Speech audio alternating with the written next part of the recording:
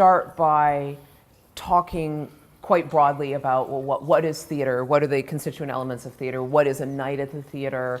Who works on theater? What does theater do in society?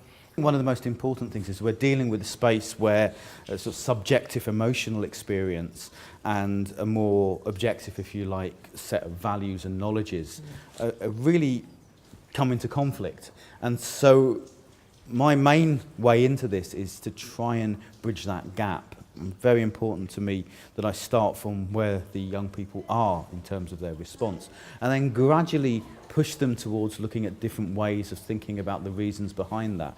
It's particularly difficult with art, I think, because everybody brings their own interests and baggage and experience into the room with them. So there's a way of creating a safe space, I hope, for people to hold their opinions, but then also push them forward and stand up for them. It is very much a question of what have you got as a student and where can we go with that?